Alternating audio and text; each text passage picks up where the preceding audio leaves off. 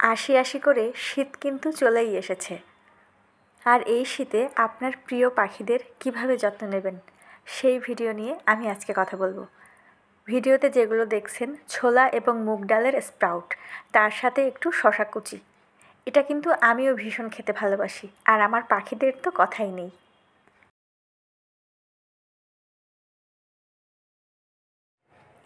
আমার পাখিরা সেদ্ধ ডিম খেতে ভীষণ ভালোবাসে, আমি অতটা পছন্দ করি না।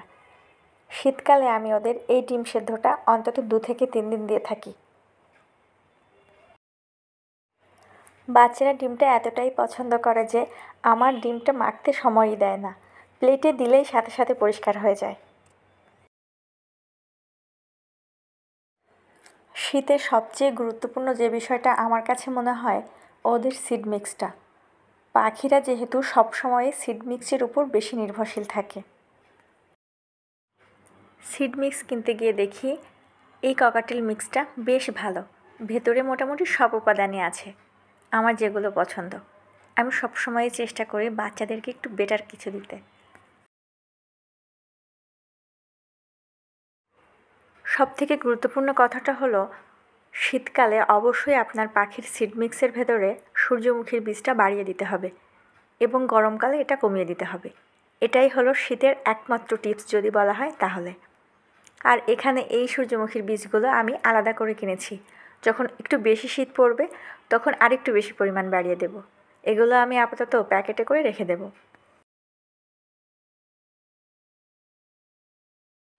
আর একটা ব্যাপার কিন্তু আপনাকে অবশ্যই খেয়াল রাখতে হবে, পাখিদের যে খাবার জলটা আপনি দিচ্ছেন সেটা অবশ্যই আপনি নিজে যে জলটা পান করেন সেটা। এটা কিন্তু ভুল হলে চলবে না, এবং এটা কোনোভাবেই ভুল হলে হবে না। আপনার প্রিয় পাখিকে সুস্থ রাখতে হলে একটু নিয়মকানুন তো মেনে চলতেই হবে। পানিবাহিত রোগ মানুষের যেমন হয়, পাখিদের ক্ষেত্রেও এরকমটা।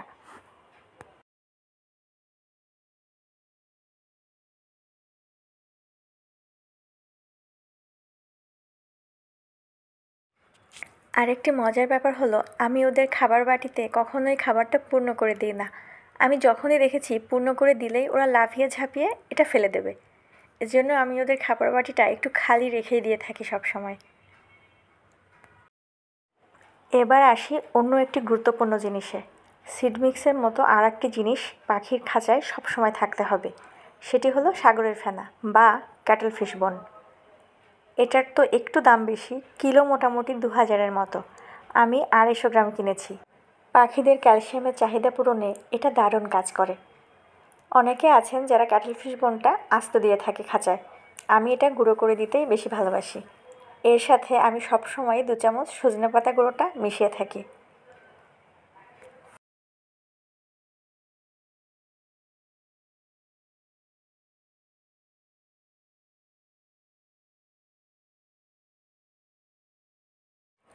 ক্যাটল ফিশটা খাঁচায় আস্ত ঝুলিয়ে রাখলে ওরা খাওয়ার থেকে অনেকটাই বেশি নষ্ট করে।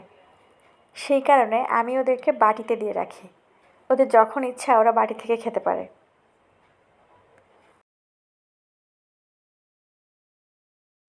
এবার চলুন দেখা যাক আমার পাখিরা ক্যাটল ফিশ কতটা ভালোবাসে। আমার সব পাখিদের ভেতরে মিনা একটু বেশি পেটুক।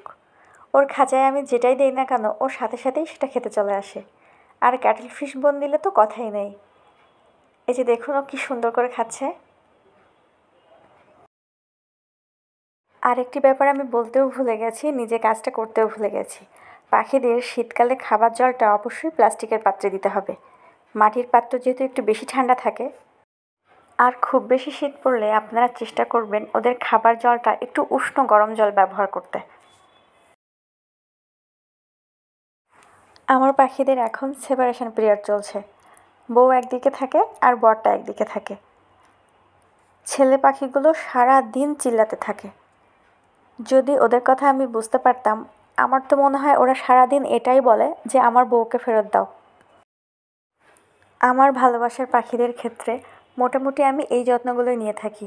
আর একটা কথা, সপ্তাহে যদি আপনার খুব বেশি সময় না হয় তাহলে 7 দিনে 1 দিন খাঁচা পরিষ্কার করবেন। আর যদি আপনার একটু সময় থাকে তাহলে সপ্তাহে 2 দিন পরিষ্কার পরিচ্ছন্ন রাখলে ওদের রোগবালাইও একটু কম হয়। আজকে মোটামুটি এই টিপসগুলোই ছিল। আপনারা সকলে ভালো থাকুন, আপনার পাখিরাও ভালো থাকুক। টাটা।